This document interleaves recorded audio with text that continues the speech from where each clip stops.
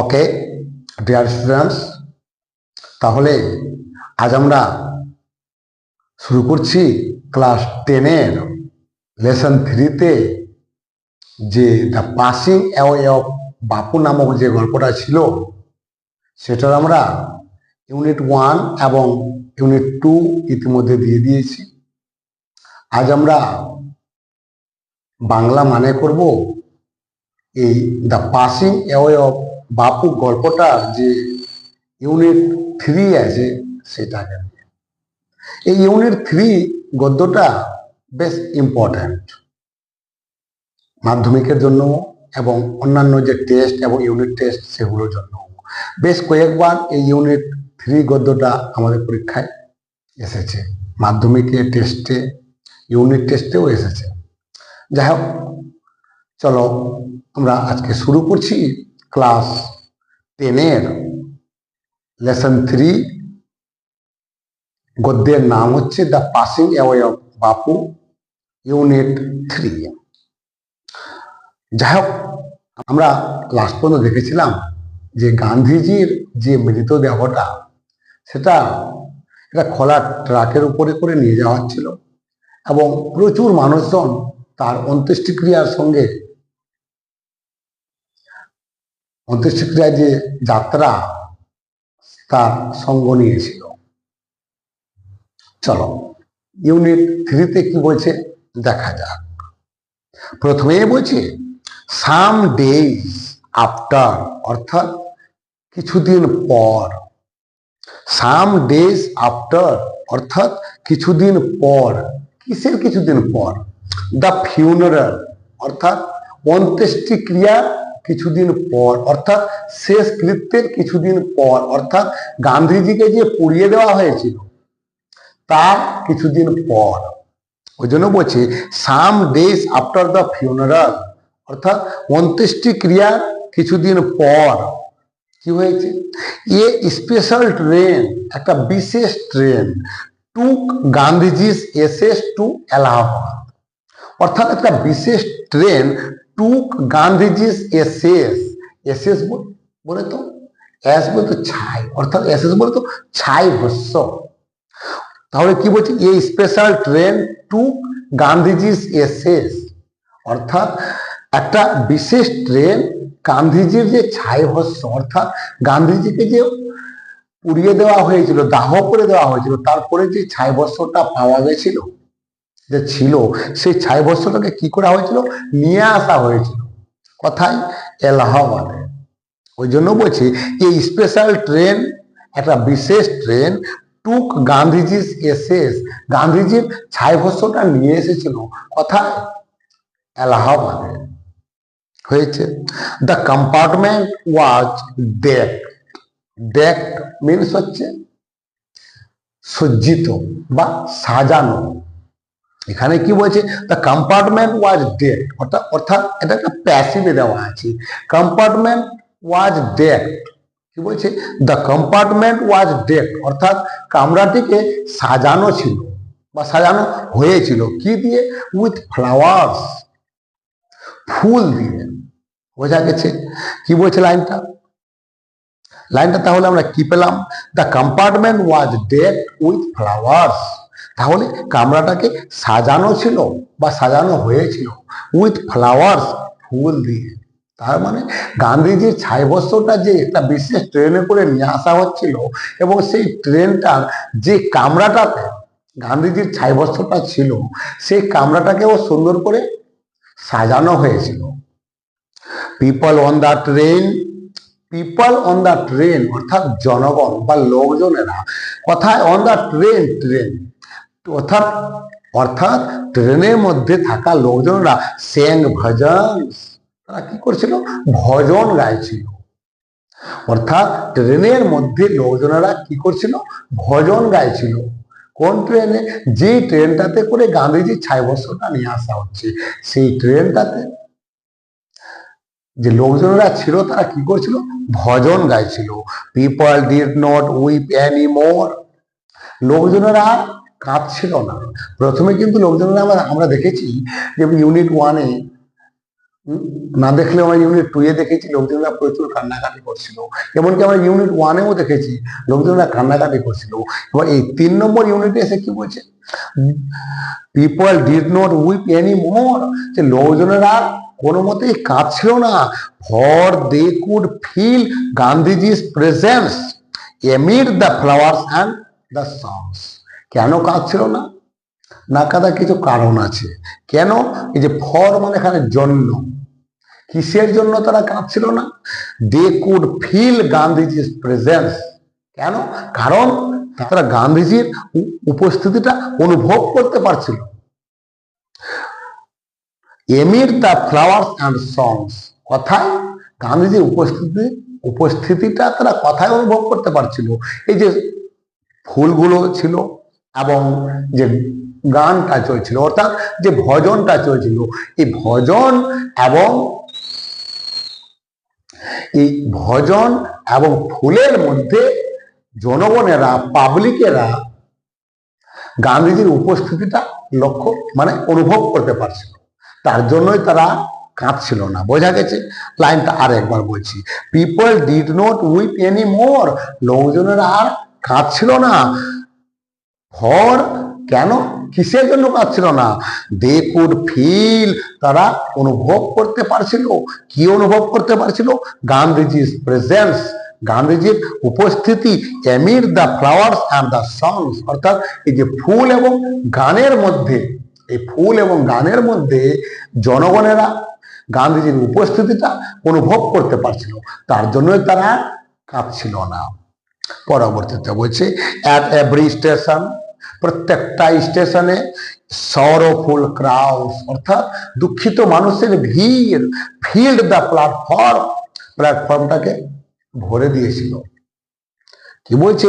At every station, প্রত্যেকটা স্টেশনে সরোফুল crowds, অর্থাৎ দুঃখিত ভিড়, ফিল্ড পরিপূর্ণ করে দিয়েছিল বা ভরে দিয়েছিল দ্য প্ল্যাটফর্ম, ওটা প্ল্যাটফর্মটাকে, অর্থাৎ গোটা প্ল্যাটফর্মে, প্রত্যেকটা স্টেশনে প্ল্যাটফর্মে মানুষজনের ভিড় ছিল আগে থেকেই। কোন প্ল্যাটফর্মে? যেই প্ল্যাটফর্ম দিয়ে বা যে স্টেশন দিয়ে গান্ধীজির ছায়াবস্ত্রটা আসছিল। অ্যামিড সং অ্যান্ড প্রেয়ার, গান এবং প্রার্থনার মধ্যে, দ্য ট্রেন রিচড এলাহাবাদ, ট্রেনটা এলাহাবাদে পৌঁছেছিল। কি বলছে? এমিড, এমিড মানে হচ্ছে মধ্যে বা মাঝখানে, এমিড মানে হচ্ছে মধ্যে, ওই জন্য বলছি এমিড সং অ্যান্ড প্রেয়ার, গান এবং প্রার্থনার মধ্য দিয়ে দ্য ট্রেন রিচড, ট্রেনটা পৌঁছেছিল কোথায়? এলাহাবাদে। ওই জন্য বলছি amid song and prayer the train reached Allahabad, গান এবং প্রার্থনার মধ্য দিয়ে ট্রেনটা এলাহাবাদে পৌঁছেছিল। The ashes were immersed, immersed means বিসর্জন করা, ইমার্স মিন্স বিসর্জন করা। এখানে কিন্তু প্যাসিভে আছে, প্যাসিভ আমরা চিনব কি করে? আগেই বলেছি, অনেকবার বলেছি, বি ভার্ব প্লাস ভার্বের 3 নম্বর। দ্য এসএস ওয়ের ইমার্সড, অর্থাৎ ছায়াবস্ত্রটাকে বিসর্জন করা হয়েছিল কোথায়?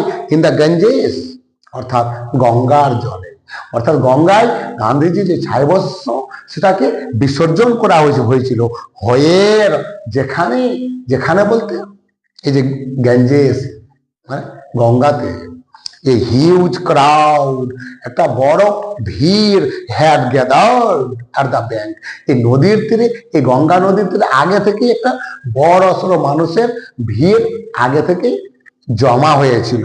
ওই জন্য বলছি the ashes were immersed in the Ganges, গান্ধীজির ছায়াবস্ত্রটাকে বিসর্জন করা হয়েছিল কোথায়? ইন দ্য গঞ্জেস, গঙ্গায়। হয়ের, যেখানে a huge crowd had gathered at the bank, যেখানে সে গঙ্গার তীরে আগে থেকেই প্রচুর মানুষের ভিড়ের সমাগম হয়েছিল, মানে অর্থাৎ প্রচুর মানুষ জড়ো হয়েছিল। আফটার ওয়ার্ডস, তারপর, we all went back to Delhi, তারপর আমরা সকলেই দিল্লিতে ফিরে এসেছিলাম। বোঝা গেছে? আফটারওয়ার্ডস তারপর, উই অল আমরা সকলেই, ওয়েন্ট গিয়েছিলাম, ব্যাক ফিরে, অর্থাৎ আমরা সকলেই ফিরে গেছিলাম কোথায়? টু দিল্লি, অর্থাৎ আমরা সকলেই দিল্লিতে ফিরে গেছিলাম। তার মানে আমরা কি পেলাম? এলাহাবাদে গঙ্গা নদীতে গান্ধীজির 6 বছর আগে বিসর্জন করে দেওয়া হয়েছিল এবং তারপর সকলে সেখান থেকে আবার দিল্লি ফিরে এসেছিল। পরবর্তীতে কি বলছে চলো দেখা যাক। ব্যাক ইন দিল্লি, দিল্লিতে ফিরে, I felt at sea, I felt আমি অনুভব করেছিলাম, অ্যাট সি সমুদ্র, অর্থাৎ এখানে এই যে সি বলেছে, সি বলতে সমুদ্র, মানে আমি সমুদ্রে গিয়ে পড়ে গেছিলাম, অর্থাৎ একটা বড় একটা সমুদ্রে তুমি যদি গিয়ে পড়ে যাও তুমি কিন্তু সেখান থেকে বেরোতে পারবে না। আমি জানি না যে তোমরা সমুদ্র দেখেছো কিনা, আমি বেশ কয়েকবার গিয়েছি সমুদ্রে। সমুদ্র আমাকে ভালোও লাগে। সেই সমুদ্রে তুমি যদি পড়ে যাও, চারদিকে শুধু জল আর জল, তুমি কিন্তু সেখান থেকে উঠে আসার কোনো কুল কিনারা পাবে না। ওই জন্য লেখক বলতে চেয়েছেন কি, ব্যাক ইন দিল্লি, দিল্লিতে ফিরে, আই ফেল্ট অ্যাট সি, আমি নিজেকে সমুদ্রে অনুভব করেছিলাম, অর্থাৎ আমি দিশে হারা হয়ে পড়েছিলাম। I had not directly walk with Gandhiji, অর্থাৎ I had not directly walk, আমি সরাসরি হাঁটেনি উইথ গান্ধীজি, গান্ধীজির সঙ্গে। দেখবে ওখানে কমা দেওয়া আছে। গান টু প্রিজন, অর্থাৎ আই হ্যাড নট গান two prison at his call, এমনকি আমি তার ডাকে জেলেও যাইনি। Or mad any sacrifice for my country, mad বলে তো এখানে আই হ্যাড নট ম্যাড, বুঝতে পেরেছ? I had not mad any sacrifice, আমি কোনো ত্যাগও করিনি, ফর মাই কান্ট্রি, আমার দেশের জন্য। অর্থাৎ তাহলে আমরা কি পেলাম? I had not directly walk with Gandhiji, আমি সরাসরি গান্ধীজির সঙ্গে হাঁটেনি। গান two prison at his call, আমি তার ডাকে জেলেও যাইনি। Or mad any sacrifice for my country, এমনকি আমি আমার দেশের জন্য কোনো আত্মত্যাগ করিনি। বোঝা গেছে? পরবর্তীতে বলছে মাই সিস্টার্স, আমার বোনেরা, অ্যান্ড আই এবং আমি, and other young people like me এবং আরো অন্যান্য যুবক লোকজনেরা আমার মতো। Had been merrily only cause, শুধুমাত্র হ্যাড বিন বলতে এখানে হ্যাড হচ্ছে, হ্যাড আর বিন হচ্ছে ভার্বের 3 নম্বর, অর্থাৎ বিন কোথা থেকে আসছে? বি থেকে, বি মানে হওয়া, হওয়ার 3 নম্বর পর মানে হয়েছিলাম। তাহলে কি বলছে? হ্যাড বিন মেরিলি ওন লুকার, শুধুমাত্র একজন দর্শক ছিলাম। এখানে ওন লুকার মিনস হচ্ছে দর্শক। তাহলে আমরা কি পেলাম লাইনটা? মাই সিস্টার্স, আমার বোনেরা, অ্যান্ড আই এবং আমি, অ্যান্ড এবং আদার ইয়ং পিপল লাইক মি এবং আরো অন্যান্য লোকজনেরা আমার মতো, হ্যাড বিন মেরিলি ওন লুকার্স, সবাই আমরা কি ছিলাম? শুধুমাত্র একটা দর্শক হয়ে থেকে গেছিলাম। আমরা ছিলাম শুধুমাত্র একটা দর্শক বিশেষ। বাট কিন্তু স্টিল তখনও, আই ফেল্ট আমি অনুভব করছিলাম কি? অ্যাট সি, কিন্তু তখনও আমি নিজেকে মনে করছিলাম, যাই মনে হচ্ছে সমুদ্রে পড়ে গেছি, আমি দিশে হারা হয়ে পড়েছি। আই ফেল্ট আমি অনুভব করেছিলাম, আই হ্যাড গ্রাউন্ড আপ আমি বড় হয়েছিলাম, উইদিন এ ম্যাজিক সার্কেল একটা জাদু বৃত্তের মধ্যে, উইথ বাপুস পাসিং অ্যাওয়ে বাপুজির মারা যাওয়ায়, আই ফেল্ট আমি অনুভব করেছিলাম, the magic circle had vanished যে সেই জাদুবৃত্তটা ভ্যানিশড হয়ে গেছে, শেষ হয়ে গেছে, বিলীন হয়ে গেছে। লিভিং মি আনপ্রোটেক্টেড, অর্থাৎ লিভ মানে ত্যাগ করা, আর লিভিং ত্যাগ করিয়া, আমাকে ত্যাগ করিয়া, লিভিং মি আমাকে ত্যাগ করিয়া, আনপ্রোটেক্টেড অসুরক্ষিত। মনে থাকবে? তাহলে কি পেলাম আমরা? আমরা কি পেলাম? উইথ বাপুস পাসিং অ্যাওয়ে বাপুজির মারা যাওয়ার সঙ্গে সঙ্গে, আই ফেল্ট আমি অনুভব করেছিলাম, কি অনুভব করেছিলাম? The magic circle had vanished, এই জাদুবৃত্তটা ভ্যানিশড হয়ে গেছে, অর্থাৎ শেষ হয়ে গেছে।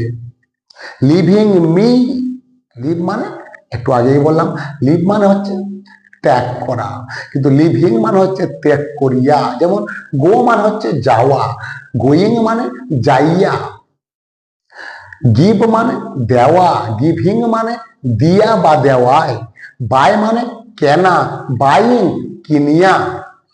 বোঝা গেছে? ওরকম ভাবে লিভ, লিভ মানে ত্যাগ করা, লিভিং ত্যাগ করিয়া। তো লিভিং মি আমাকে ত্যাগ করিয়া, আনপ্রোটেক্টেড অসুরক্ষিত, অর্থাৎ আমাকে অসুরক্ষিত রেখে বাবুজির মৃত্যুর সঙ্গে সঙ্গে মনে হচ্ছে আমার যে জাদুবৃত্তটা যার মধ্য দিয়ে আমি বড় হয়েছি সেটা মনে হচ্ছে শেষ হয়ে গেছিল, ভেনিস্ট হয়ে গেছিল। চলো পরবর্তীতে লাস্ট প্যারায় কি বলছে, with an effort I roused myself, অর্থাৎ একটা চেষ্টার মাধ্যমে আমি নিজেকে জাগিয়ে তুলেছিলাম। কি বলছে? উইথ অ্যান এফোর্ট, একটা চেষ্টার মাধ্যমে আই রাউস্ট, আমি জাগিয়ে তুলেছিলাম মাইসেলফ, নিজেকে। অর্থাৎ গান্ধীজি যে মারা গেছে, লেখিকা এতটাই আঘাত পেয়েছে যে সে কোনো কিছু বুঝতে পারছে না, সে একবারে দিশে হারা হয়ে পড়েছে, সে কোনো কিছু ভাবতে পারছে না। সে মনে করছে সেই যে একটা জাদুবৃত্তের মাধ্যমে সে যে বড় হয়েছে, সেই জাদুবৃত্ত ভেনিস হয়ে গেছে। এখন সে কি করবে কোনো কিছু বুঝতে পারছে না, সে দিশে হারা হয়ে পড়েছে। তার জন্য সে বলছে যখন এত কিছু হয়ে গেছে নিজেকে এখন তার অসুরক্ষিত মনে হচ্ছে, তখন তিনি কি বলছেন, with an effort I roast myself, অর্থাৎ অর্থাৎ একটা চেষ্টার মাধ্যমে আই রোস্ট মাইসেলফ, আমি নিজেকে জাগিয়ে তুলেছিলাম। আই আস্কড মাইসেলফ, আমি নিজেকে প্রশ্ন করেছিলাম, আমি নিজেকে বলেছিলাম, আমি নিজেকে জিজ্ঞেস করেছিলাম। কি জিজ্ঞেস করেছিলাম? Had Bapu lived and died for nothing. লেখিকা নিজেকে প্রশ্ন করেছেন। কি প্রশ্ন করেছেন? Had Bapu lived and died for nothing, অর্থাৎ লাইনটা মানে কি, বাপু কি এমনিই বেঁচেছিলেন অ্যান্ড ডাইড ফর নাথিং, এবং এমনিই মারা গেলেন। অর্থাৎ had Bapu lived and died, অর্থাৎ বাপু কি এমনিই বেঁচেছিলেন এবং এমনিই মারা গেলেন, ফর নাথিং, কোনো কিছুর জন্যই নয়। অর্থাৎ বাপু কি বৃথাই বেঁচেছিলেন এবং বৃথাই মারা গেলেন, তার কি কোনো মূল্যই থাকলো না? এটা কে প্রশ্ন করছে? আমাদের যে লেখিকা অর্থাৎ নয়নতারা শেখার, তিনি নিজেকে প্রশ্ন করছেন কি had Bapu lived and died for nothing, বাপু কি বেঁচে ছিলেন না এবং মারা গেলেন না ফর নাথিং, কোনো কিছুর জন্যই না। তিনি অর্থাৎ তিনি কি বৃথাই বেঁচেছিলেন এবং বৃথাই মারা গেলেন? How could I so easily lose courage, আমি কি করে এত সহজে সাহস হারিয়ে ফেলতে পারি? হোয়েন, যখন হি ওয়াজ নো লঙ্গার দেয়ার, যেখানে তিনি আর বেঁচে নেই। অর্থাৎ যখন তিনি আর নেই, অর্থাৎ বাপুজি যে মারা গেছেন, যখন বাপুজি কি বলছে, when he was no longer দেয়ার, যখন তিনি আর নেই, যখন গান্ধীজি আর নেই, তাহলে কেন আমি এত সহজে আমার সাহস হারিয়ে ফেলতে পারি? গান্ধীজি তো মারা চলেই গেছেন, গান্ধীজি মরে গেছেন, তাহলে আমি কেন, কি করে আমি আমার এই সাহসটাকে হারিয়ে ফেলতে পারি? My values were not so weak, অর্থাৎ আমার যে মূল্য ওয়ার নট সো উইক, এতটাই দুর্বল ছিল না, আমার যে মূল্যবোধ সেটা অতটাই কম ছিল না, অতটাই দুর্বল ছিল না। Millions of people, lakh lakh লোকজনেরা উড হ্যাভ বিন অর্ডিনারি ফক, সাধারণ মানুষ হয়ে থেকে যেতেন। অর্থাৎ লক্ষ লক্ষ লোকেরা সাধারণ মানুষ হয়ে থেকে যেতেন বাট ফর বাপু, অর্থাৎ বাপু না থাকলে। কি বলছে? বাপু না থাকলে লক্ষ লক্ষ মানুষ সাধারণ মানুষ হয়ে থেকে যেত। বাপু না থাকলে, অর্থাৎ বাপুজি যদি না থাকতো তো লক্ষ লক্ষ মানুষ সাধারণ মানুষ হয়ে থেকে যেত, তারা ভালো কিছু করতে পারতো না। ওই জন্যই বলছে millions of people, lakh lakh লোকজনেরা বা লক্ষ লক্ষ মানুষজনেরা উড হ্যাভ বিন অর্ডিনারি ফক, সাধারণ মানুষ হয়ে থেকে যেতেন। বাট ফর বাপু, অর্থাৎ বাপুজি না থাকলে, হি ব্রট দেম আউট, তিনি তাদেরকে বের করে নিয়ে এসেছিলেন। কোথায় থেকে? অফ ইনডিফারেন্স অর্থাৎ আগ্রহহীনতা থেকে অ্যান্ড এওয়াকেন এবং জাগিয়ে তুলেছিলেন দেম তাদেরকে টু ওয়ান অ্যানাদার সাফারিং, অর্থাৎ একজনকে অন্যজনের কষ্টের সময়। তাহলে আমরা কি পেলাম? হি ব্রট দেম আউট, তিনি তাদেরকে বের করে নিয়ে এসেছিলেন অফ ইনডিফারেন্স অ্যান্ড এওয়াকেন দেম, তিনি কি করেছিলেন? তাদের মধ্যে আগ্রহ, তাদের মধ্যে যে আগ্রহের যে অভাব ছিল অর্থাৎ আগ্রহহীনতা ছিল, সেখান থেকে তিনি তাদেরকে বের করে নিয়ে এসেছিলেন। আর কি? অ্যান্ড এওয়াকেন দেম, এবং তিনি তাদেরকে জাগিয়ে তুলেছিলেন টু ওয়ান অ্যানাদার সাফারিং, মানে একজনকে অন্যজনের কষ্টে যাতে জেগে ওঠে, অর্থাৎ একজন যাতে অন্যজনের কষ্টে জেগে উঠতে পারে সেটা তিনি সবাইকে বুঝিয়েছিলেন, জ্ঞান দিয়েছিলেন। অর্থাৎ গান্ধীজি সমস্ত মানুষজনদেরকে বের করে নিয়ে এসেছিলেন কোথায় থেকে? অনাগ্রহ থাকে, আগ্রহহীনতা থেকে। মানুষের মনে যে আগ্রহ ছিল না, সে অনাগ্রহ থেকে তাদেরকে আগ্রহের দিকে নিয়েছিলেন। আর কি করেছিলেন? তাদেরকে জাগিয়ে তুলেছিলেন। কিসে জাগিয়ে তুলেছিলেন? যে একজন অপরজনের কষ্টের ভাগিদার হবে, একজন অন্যজনের কষ্টের সময় সাহায্য করবে, অন্যজনের কষ্টকে নিজের কষ্ট বলে মেনে নিবে এবং ওকে সেই কষ্ট থেকে বেরিয়ে যাওয়ার বা বের হওয়ার একটা রাস্তা তৈরি করে দিবে। এই ধরনের কথাই তিনি বলেছেন। What if now Bapu is গন, কি বলছে? What if now Bapu is গন, অর্থাৎ তাহলে কি হবে এখন বাপুজি যদি চলেই যায়? অর্থাৎ বাপুজি যখন এত মানুষজনকে শিখিয়েছেন, এত কিছু শিখিয়ে গেছেন, তাহলে তিনি যখন চলেই গেছেন তাতে কোন জায়গায় আছে? চলে গেছেন তো চলে গেছেন।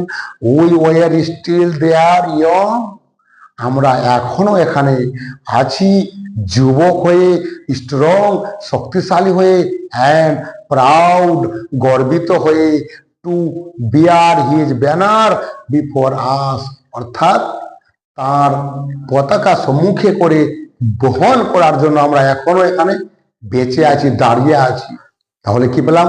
উই ওয়ার স্টিল দেয়ার, আমরা এখনো এখানে আছি, ইয়ং যুবক, স্ট্রং শক্তিশালী, অ্যান্ড প্রাউড এবং গর্বিত। কেন? টু বিয়ার, এই যে বিয়ার মানে বহন করা, তো টু বিয়ার বহন করতে বা বহন করার জন্য, হিজ ব্যানার তার পতাকা, বিফোর আস আমাদের সামনে। তাহলে আমরা মানেটা কি পেলাম? পুরো মানেটা, we were still there young, আমরা এখনো সেখানে ইয়ং আছি, যুবক আছি বা যুবক ছিলাম, স্ট্রং শক্তিশালী ছিলাম, অ্যান্ড প্রাউড এবং গর্ববোধ করছিলাম। কেন? To bear his banner before us, অর্থাৎ তার যে পতাকা সেটাকে আমাদের সামনে করে নিয়ে যাওয়ার জন্য আমরা এখনো বেঁচে ছিলাম, বদ্ধপরিকর ছিলাম। বাপু হ্যাড পাস্ট অ্যাওয়ে, বাপু মরে গেছেন বা বাপু চলে গেছেন। বাপু হ্যাড পাস্ট অ্যাওয়ে, বাপু মারা গেছেন বা মরে গেছেন বা তিনি চলে গেছেন। বাট কিন্তু his India would continue to live in his children, অর্থাৎ তার ভারত তার সন্তানদের মধ্যে বেঁচে থাকবে। হয়েছে, এটা হচ্ছে এই গেল আমাদের unit 3 the passing away of বাপু। গল্পটা আজ আমি শেষ করলাম। আমি আগেও বলেছি, আবারও বলি, এই ইউনিট 3 গদ্যটা খুব খুব খুব ইম্পর্ট্যান্ট। এটা কিন্তু পরীক্ষায় অনেকবার এসেছে, আবারও আসতে পারে, তোমাদেরও ফার্স্ট ইউনিটে আসতে পারে, টেস্টে আসতে পারে, এমনকি মাধ্যমিকেও আসতে পারে। তাই বলি এই ইউনিট 3 গদ্যটা খুব ভালো করে করবে। আবারও বলি, যদি ভালো লাগে লাইক করবে, কোনো সমস্যা হলে কমেন্ট করবে এবং সর্বোপরি সাবস্ক্রাইব করে এই স্কুল ইংলিশ চ্যানেলটার পাশে থাকবে। কারণ এই ভিডিওগুলো কষ্ট করে করতে হয়, এডিট করতে হয়, আবার টাইম বের করে দিতে হয়। তোমরা জানো অনেকেই সময় পায় না, অনেক দূর আমাকে স্কুল করতে যেতে হয়। তথাপি তার মধ্যেও আমি এই ভিডিওগুলো করি এবং তোমাদের জন্য দিই, যাতে তোমাদের উপকারে লাগে, ভালো লাগে। তোমরা যদি ভালো রেজাল্ট করতে পারো তাহলে আমার এই ভিডিওগুলো করার সাফল্য